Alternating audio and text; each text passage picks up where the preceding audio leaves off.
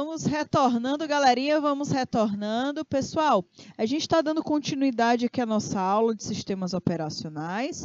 Nós falamos aí sobre os gerenciamentos, né, que o SO realiza dentro de uma máquina, dentro de um computador. E agora, pessoal, a gente vai compreender um pouquinho mais como esses recursos realizam as suas atividades, tá bom? Ok? A gente já falou de gerenciamento de controle de segurança, de proteção, né, de tarefas, e agora a gente vai continuar entendendo um pouquinho mais como é que esse SO funciona, tudo bem? As funcionalidades de um sistema operacional, geralmente são interdependentes, tá bom? Por exemplo, o gerenciador de processos, tá? De processador, a gerência do processador, ela depende de aspectos da gerência de memória.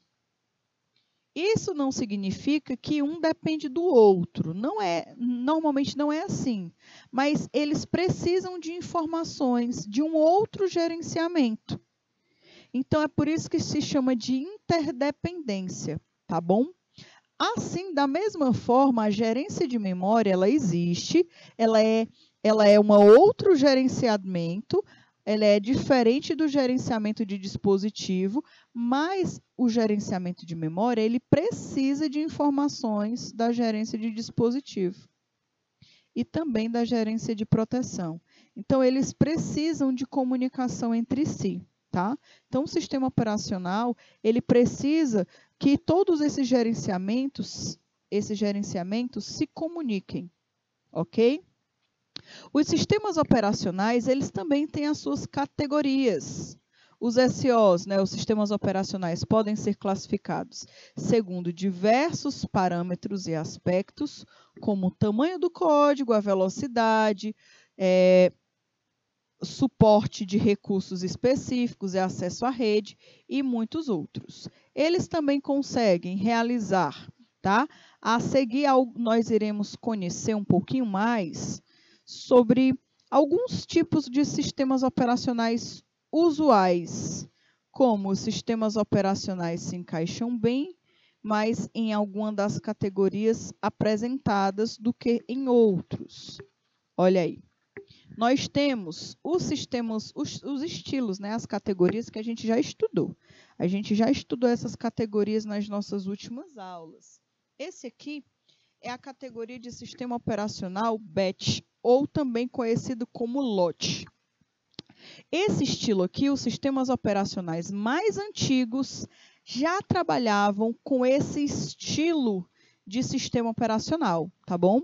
Eles trabalhavam já em lote, ou seja, todos os programas, eles eram colocados em uma fila, tá? Quem estava primeiro na fila era primeiro executado.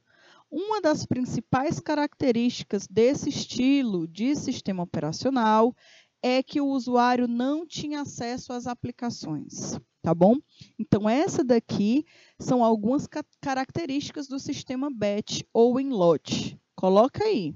Ele é um tipo de sistema operacional, um dos mais antigos, trabalhava por lote, as atividades, os programas eram executados através do sistema de filas e também o processador recebia programas e os processava sem interagir com o usuário.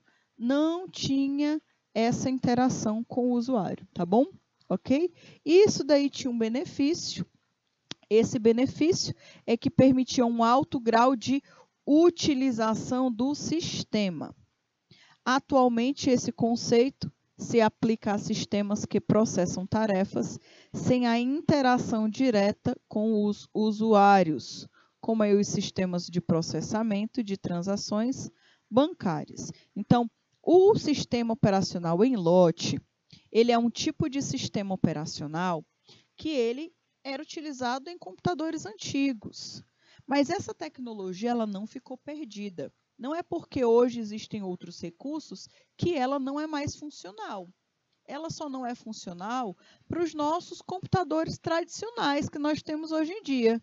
Mas esse tipo de lógica de tecnologia são utilizados, por exemplo, em sistemas de processamento de transações bancárias, porque esse tipo de processamento não precisa que o usuário seja comunicado. Não é necessário que o usuário, na verdade, interaja. Não é comunicado, é interaja, tá bom? Ok? E aí, galerinha, outro tipo de sistema operacional, outro tipo de categoria, né? Outra categoria dos sistemas operacionais são os de rede. E aí, galerinha, eu sempre vou falar para vocês, eu já disse algumas características do SO de lote, para vocês registrarem aí no caderno de vocês. E agora eu vou falar algumas características do SO de rede, tá bom? Então, fiquem ligadinhos. O sistema operacional de rede, ele deve possuir suporte à operação de rede. Isso aqui é algo muito característico. Precisa ter suporte para realizar operações em rede. Extremamente importante. Ou seja, a capacidade de oferecer aplicações e recursos que estejam localizados em outros computadores. Então, ele consegue ter acesso a informações de computadores que estão na rede, tá bom? Como arquivos e impressoras. Essa imagem aqui desses computadores, elas não estão aqui à toa, essa imagem. Do jeito que está aqui, esses computadores, como se eles estivessem todos ligados por essas linhas, como se fossem as linhas de rede, tá? E aí, galerinha, normalmente dentro de uma empresa, quando nós temos vários computadores conectados na rede, pode ser que eles compartilham alguns arquivos. A gente tem essa possibilidade. E também tem a possibilidade de compartilharem um mesmo arquivo, um mesmo dispositivo, por exemplo. Eu sou péssima de desenho, mas isso aqui é para ser um desenho de uma impressora, tá bom? Então, olha aqui. Isso aqui é como se tivesse uma única impressora. E aí, galerinha, todos esses computadores podem mandar suas impressões para essa única impressora, porque ela está compartilhando entre eles através da rede. Esse tipo de sistema operacional, ele também deve disponibilizar seus recursos locais aos demais computadores de uma forma controlada. E aí, pessoal, outra categoria, outra característica é que a maioria dos sistemas operacionais hoje em dia já oferece esse tipo de funcionalidade, tá bom? Isso aqui é uma outra característica muito importante que existe aí dentro da classificação dos SOs de rede. Nós temos também um outro recurso, que são os SOs voltados aí para a parte distribuído, né? Em um sistema operacional distribuído, os recursos de cada computador estão disponíveis a todos na rede, de forma transparente aos usuários, tá bom?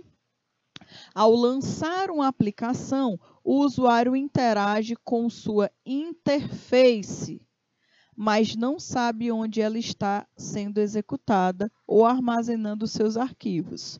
O sistema é quem decide de forma transparente ao usuário. O usuário não consegue definir. Deixa eu explicar um pouquinho para vocês o que isso quer dizer.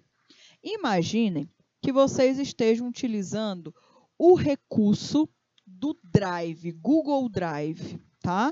Da Google. Você tem acesso a armazenar várias informações, arquivos, fotos, né, documentos, todos no Drive, que é conhecido aí como computação nas nuvens, tá bom? É um termo muito utilizado aí como cloud computer, né? Computação nas nuvens. E aí, galerinha, o que a gente pode entender sobre isso? Preste atenção. Quando eu pego e entro no meu Gmail, vou lá no meu Gmail, faço meu login, o Google sabe que quem está logando ali sou eu. Então, ele fala, olha, A pessoa que tem esse e-mail, ela tem 15 GB para poder armazenar as informações dela aqui. Eu posso utilizar, eu posso ter acesso a esse slide, por exemplo, né? Esse slide aqui que eu estou mostrando para vocês, ele está guardado no meu drive do meu Gmail. Então, se eu pegar o meu celular, eu tenho acesso a esse slide, essa apresentação. Se eu estiver lá em Parnaíba, na minha cidade, se eu quiser modificar esse slide, eu consigo, porque eu posso entrar no meu computador e acessar. Por quê? Porque ele está nas nuvens. O que eu estou querendo chegar com essa informação? Eu sei onde está guardado o meu arquivo. Está lá no meu drive pelo meu Gmail. Porém, eu só sei que ele está armazenado na minha conta do Gmail. Agora, eu, Amanda, usuária comum, eu não tenho acesso a qual máquina a Google está armazenando esse meu arquivo. Qual é a máquina física que esse arquivo está armazenado? Qual é a máquina física da Google? Qual é o país? Qual é a cidade que ela está? Eu não tenho essas informações, tá? Eu não tenho essas informações. Nem eu e nem você. A gente não sabe. Por quê? Porque a gente utiliza um recurso das nuvens, nas nuvens, que é chamado, né? A gente armazena as nossas informações na internet, na rede. A gente não tem acesso aonde, né? Qual computador está sendo processado ou armazenado os meus dados.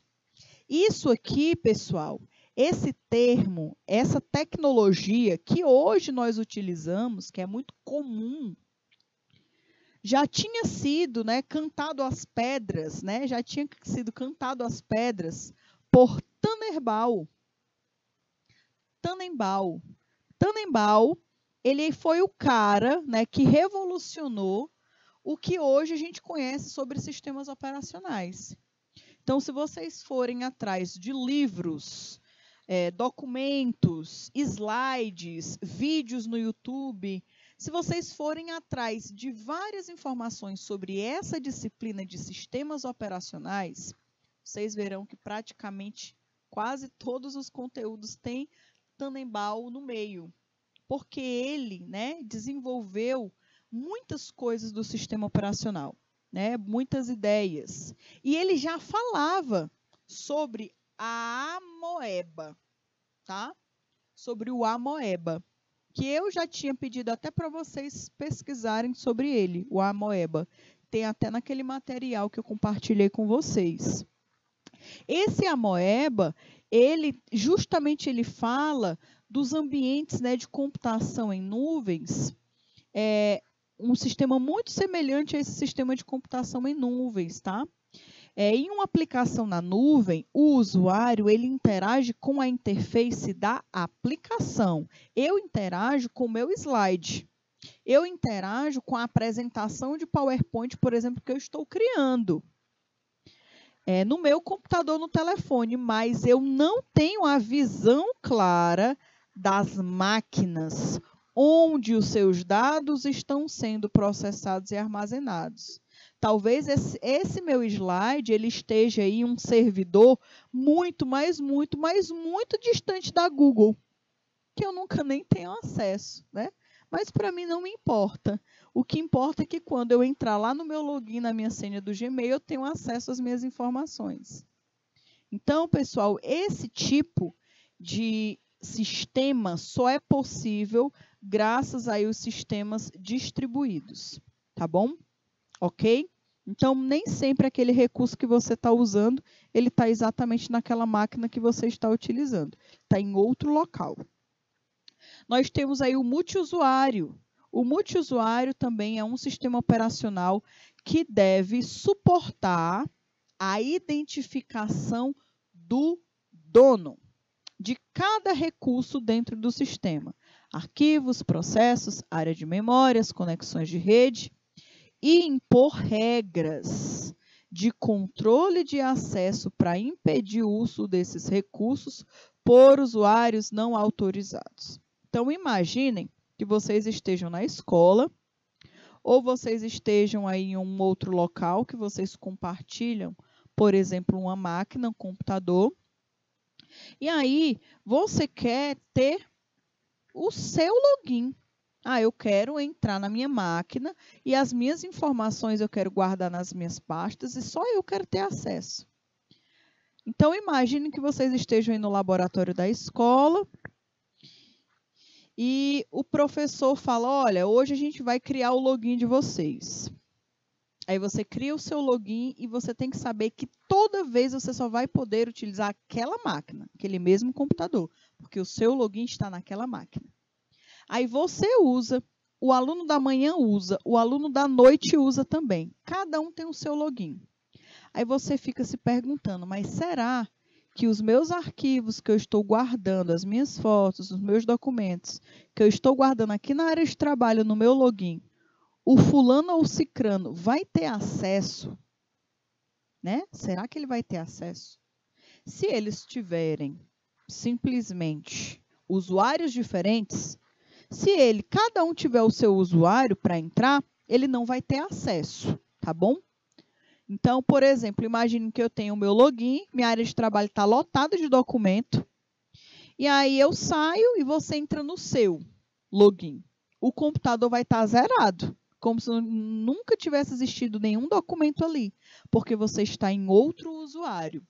Isso é fantástico, tá? A maioria, praticamente a maioria dos sistemas operacionais hoje já possui o recurso de multiusuário. Isso é muito comum no Windows, né? A gente utiliza muito esse sistema também no Linux da mesma forma, tá bom? Então, isso aqui é que possibilita essa característica, tá? Que impede que um usuário tenha acesso a recursos de outro. Essa funcionalidade ela é fundamental para garantir a segurança dos sistemas operacionais de redes e também dos distribuídos.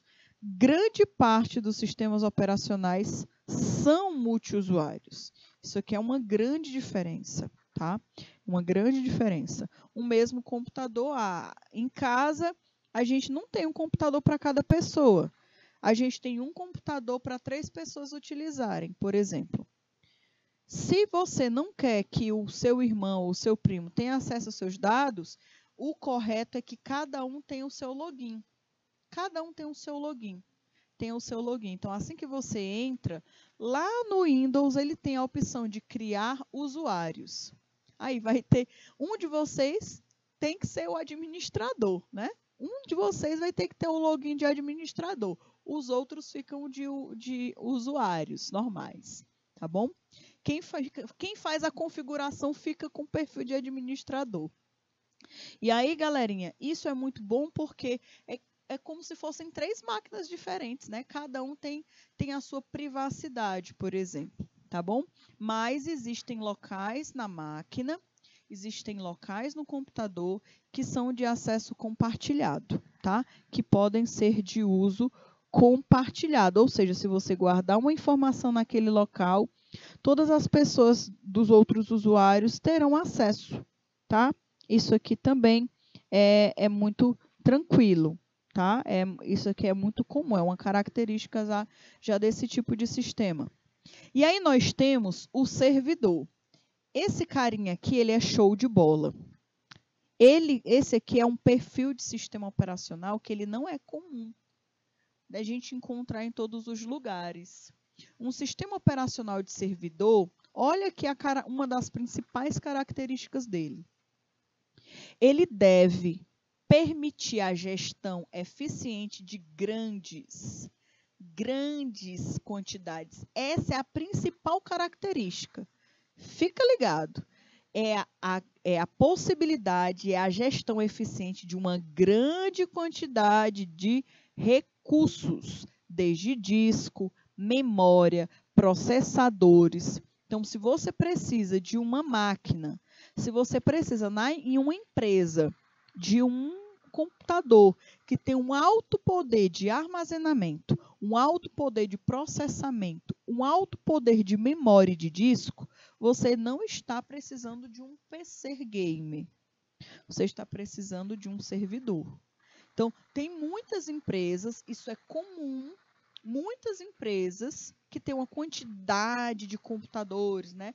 Tem escritórios gigantes, muita gente utilizando várias máquinas.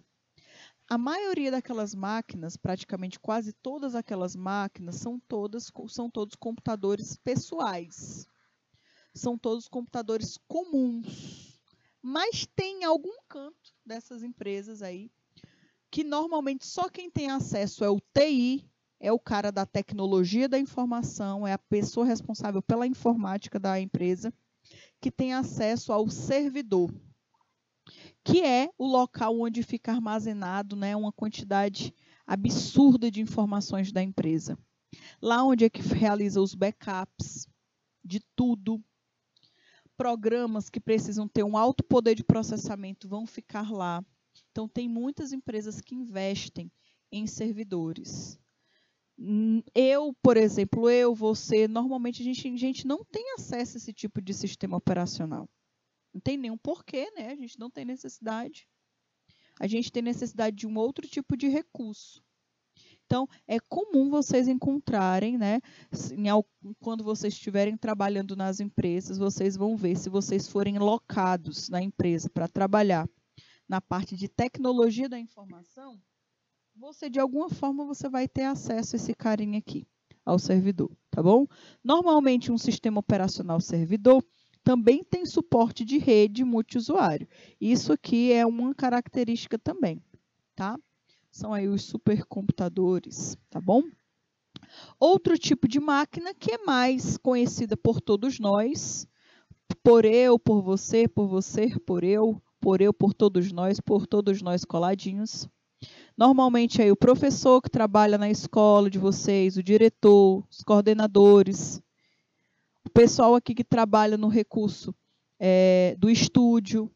Normalmente, todos nós utilizamos esse tipo de máquina. É o desktop, ou também conhecida como computador de mesa. Aqui estão inseridos também os notebooks, tá bom? Notebook, PC de mesa, eles estão inseridos nessa categoria aqui de desktop, tá? E aí, galerinha, esse sistema operacional ele é voltado para o atendimento ao usuário. Esse aqui é o computador que mais você vai ter acesso. Se você for trabalhar com manutenção, se você for trabalhar com formatação, se você for trabalhar sendo TI de uma empresa, se você for contratado por uma empresa para ser o cara ou a cara da tecnologia da informação dentro de uma empresa, é com esse tipo de máquina que você vai bater mais cabeça. Porque o usuário é o local, tá? É o local onde o povo mais dá dor de cabeça para a gente, é isso daí, certo? Não, nem todos, tá? O pessoal de Jacobina está perguntando, todos os sistemas operacionais, eles são multiusuários? Não, não, nem todos os sistemas operacionais são multiusuários, mas os sistemas operacionais desktop, que esse aqui, ó, todos são, tá bom? Ou seja, por exemplo, o Windows, a gente consegue colocar vários usuários. O Linux, a gente consegue colocar vários usuários, tá? É uma característica desse tipo de sistema operacional desktop. Uma das características que eles possuem é ter a possibilidade, né, a configuração de multiusuários, tá bom? Então, normalmente nas empresas, nós temos essa possibilidade. Tem muitas empresas que tem gente que trabalha no turno da manhã e no turno da tarde. Já imaginaram ter um computador para quem trabalha de manhã e um computador para quem trabalha à tarde? Olha a confusão. Olha o grande investimento que teria que ser feito. Teria que ter o dobro de máquina? Não. Desse jeito não precisa. Tem o login para quem trabalha de manhã e tem um login para quem trabalha à tarde, né? Cada um com o nome do usuário. Certo? Esse tipo aqui de software, de sistema operacional, é o que a gente mais tem acesso. É o mais comum, tá bom? E aí, galerinha, é o seguinte. Nós temos o quê? Como a edição de textos, né? Normalmente esse tipo de sistema operacional, ele é muito mais voltado para navegação na internet, produção de mídias, criação de gráficos. É a utilização de recursos mais básicos, tá bom? Mais básicos. A gente vai ter aí algumas informações a mais sobre esse tipo de SEO, tá? Esse aqui é o que a gente tem que mais bater cabeça, porque normalmente é o que o usuário tem mais acesso. E aí, quando o usuário tem mais acesso, é o local que vai dar mais erro, viu? Tem muitos problemas, isso aí é normal, tá? E aí, galerinha, deixa eu dar uma olhadinha aqui. Suas principais características são criar esses gráficos, interações com o usuário, facilitar o acesso. E um dos principais exemplos é o sistema operacional Windows, com todas as suas versões, macOS ou Linux, tá? Isso aí a gente vai encontrar bastante. Um outro tipo de sistema operacional que a gente também vai ter bastante acesso, que provavelmente também vocês tenham mais acesso, são os dispositivos móveis. Os dispositivos móveis, normalmente, nós utilizamos muito mais esses recursos, tá bom? Então, hoje em dia, nós temos o quê? Nós temos os sistemas operacionais, o sistema operacional Android, nós temos aí os sistemas operacionais que estão relacionados à parte de desenvolvimento do Windows. A própria Microsoft já lançou também seu próprio sistema operacional para dispositivos móveis, certo? E aí, galerinha, essa parte aqui é muito importante que a gente compreenda, porque a gente também vai ter muito acesso a eles. Um sistema operacional móvel é usado em equipamentos de uso pessoal. Essa é uma característica. Compactos, como smartphones e tablets, tá? Não dá para eu falar que o sistema operacional Windows, ele é igual ao sistema operacional Android. Ou melhor, não tem como eu falar que, por exemplo, o Ubuntu, que é um sistema operacional baseado no Linux, que é Linux, é igual ao Android, que também é baseado no Linux. Não dá para falar que eles são iguais. Por quê? Porque os dispositivos, o hardware utilizado aqui, utilizado nesse tipo de equipamento, ele precisa ter uma excelente gestão de eficiência de energia. Ela é uma das principais diferenças. Um consumo de energia de um computador, de um notebook, de um computador, é totalmente diferente do consumo de energia de um celular ou de um tablet, por exemplo, tá? Esses tipos de dispositivos, eles possuem uma gama, uma infinidade de sensores que facilitam a comunicação entre o usuário e esse dispositivo. Talvez por essa gama de facilidades é que hoje em dia o celular, ele para muitas pessoas se tornou como se fosse uma parte do corpo, né? Tem gente que já não vive mais sem. Porque é funcional, é muito funcional, tá? Ele realmente consegue suprir a necessidade de muitas coisas. Ele tem o quê? Tem Wi-Fi, tem GMS, tem Bluetooth, NE, NFC. Ele tem aí os dispositivos de sensores de GPS, giroscópio, luminosidade, tela de toque, leitor de digital e muitos outros recursos, tá? Então, aqui, galerinha, a gente consegue observar que para cada tipo de aparelho, nós temos aí um SEO dedicado. Android, por exemplo, é um dos principais hoje em dia conhecidos, tá? Eu me lembro aí da época que lançou o primeiro celular Android. Foi uma febre, carérrimo, né? Na época, extremamente inacessível. E aí, pessoal, hoje em dia, ele se tornou um dos principais sistemas operacionais para dispositivos móveis, baseado no sistema Linux, tá? O Android é baseado no sistema Linux. Hoje em dia, empresas como Motorola, Samsung, Lenovo, muitas empresas que fabricam smartphones utilizam o sistema operacional Android. A gente sabe que os sistemas Apple, eles não utilizam, porque eles têm o seu próprio sistema operacional, que é o iOS, no caso dos dispositivos móveis, tá bom? Outro tipo de sistema operacional que a gente precisa também ficar atento são os embarcados. Esses embarcados a gente já conversou que eles estão presentes aí normalmente em micro-ondas, em TVs, em geladeiras, em ar-condicionados, tá? Eles são dispositivos que eles ainda precisam cada vez mais do gerenciamento de bateria, né? Do gerenciamento de energia, por exemplo. Aí que precisa mesmo, certo? É construído aí para operar normalmente por um hardware específico, com poucos recursos de processamento e armazenamento de energia. Essa aí é uma das características. Aplicações típicas desse tipo de sistema, eles aparecem aí, por exemplo, em sistemas de automação de controladores automotivos, equipamentos eletrônicos e domésticos. A gente já falou bastante aí sobre esses sistemas embarcados. E aí, galerinha, nós temos os dispositivos de tempo real. Vocês se lembram qual é a principal característica aí dos dispositivos de tempo real? Alguém está lembrando? Qual é a principal diferença aí deles para todos os outros? Alguém sabe? Alguém sabe? E aí, galerinha? Pessoal, deixa eu dar uma olhada aqui por enquanto que vocês descobrem, né? Deixa eu dar uma olhadinha aqui com o pessoal de Jacobina. O pessoal de Jacobina colocaram aqui. Eu quero saber também um pouco mais sobre o VPN, né?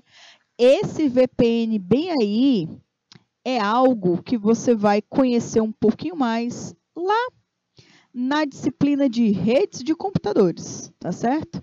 Você vai conhecer um pouquinho mais sobre isso lá na disciplina de redes. É algo característico da disciplina de redes de computadores, certo? Ok? Está mais voltado aí para a comunicação de rede, Wi-Fi. Tá certo, galerinha? Então, pessoal de Jacobina, provavelmente vocês vão conhecer um pouquinho mais sobre VPN lá em redes de computadores.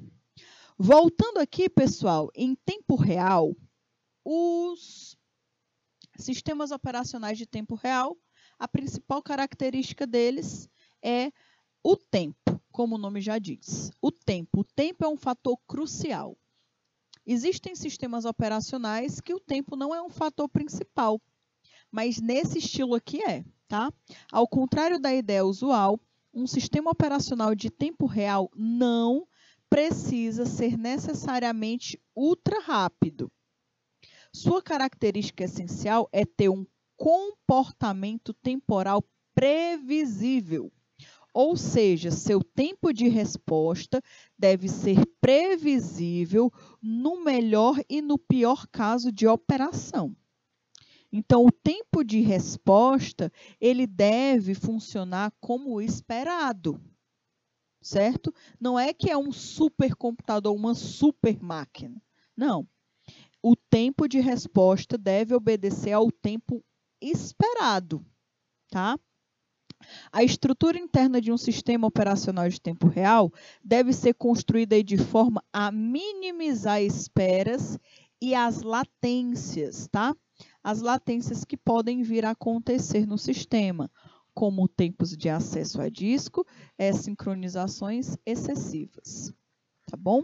Exemplos aí desse estilo de sistemas operacionais de tempo real, que eu trouxe para vocês é que normalmente são utilizados em máquinas de aparelhos médicos, né? Principalmente utilizados em UTIs, para medirem constantemente as informações, né? As novas informações do paciente. Tá? Então, esse tipo de aparelho que são utilizados normalmente em UTIs são aparelhos de tempo real. Tá?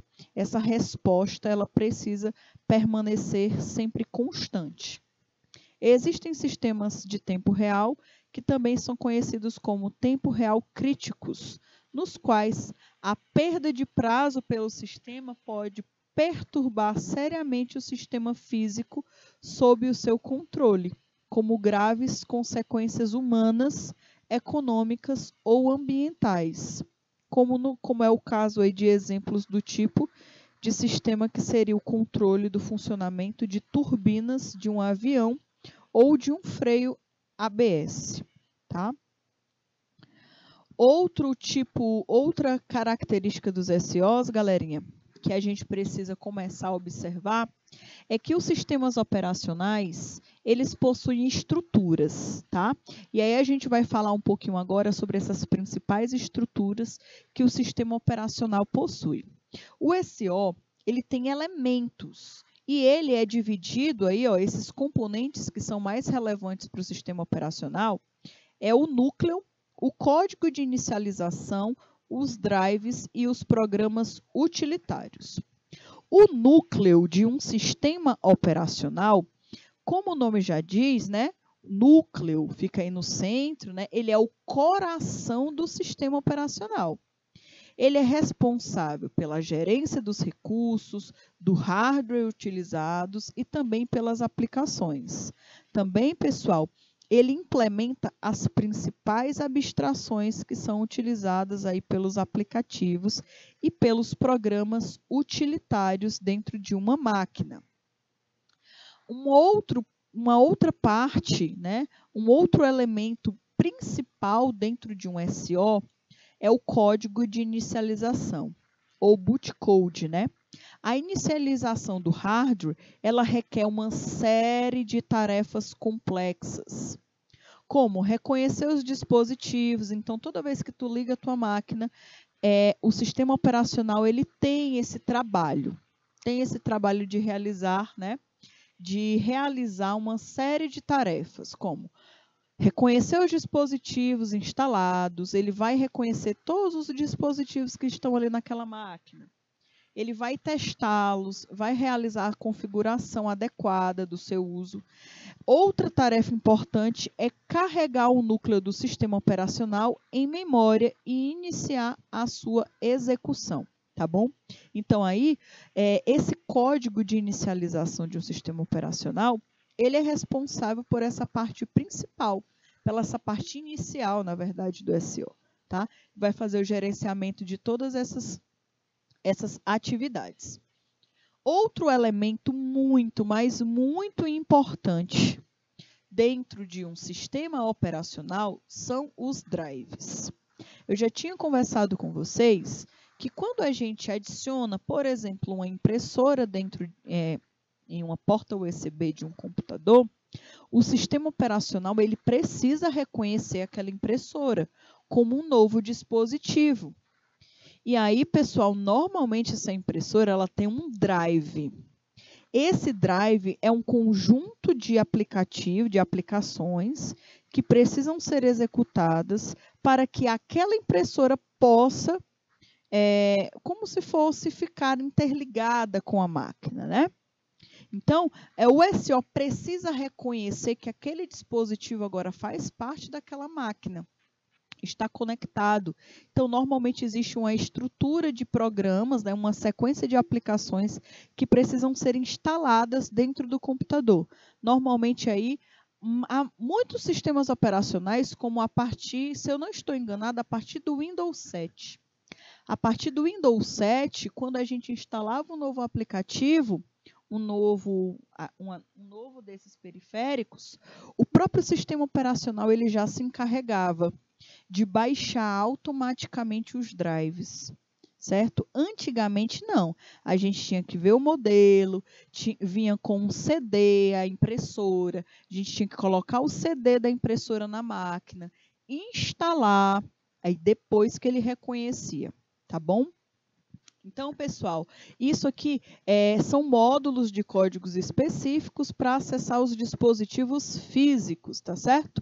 Muitas vezes esses drives, esse drive ele é construído pelo próprio fabricante do hardware e fornecido aí de forma compilada em linguagem de máquina para acoplar o restante do sistema operacional.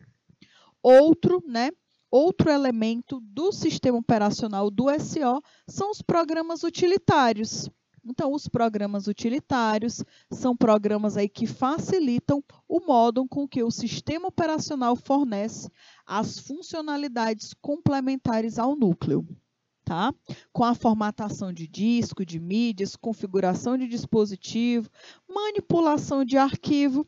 Então, você, na sua máquina, no seu celular, no seu computador, você só consegue fazer uma operação básica, como mover um documento de uma pasta para outra pasta. Você só consegue copiar um arquivo, apagar um arquivo, porque existem os programas utilitários, tá? Eles aí são responsáveis por esse tipo de aplicação. Então, galerinha, são programas que facilitam o uso do sistema computacional, fornecendo aí funcionalidades complementares ao núcleo, tá? O núcleo aí do sistema. Eles também são responsáveis aí, eles possibilitam que realizem um interpretador de comandos, utilizem o terminal da máquina, interface gráfica, gerência de janelas.